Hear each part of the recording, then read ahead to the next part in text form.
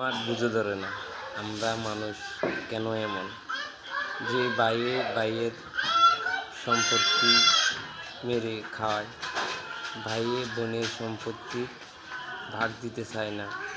সে ভাই কি ভাই হয় বলেন?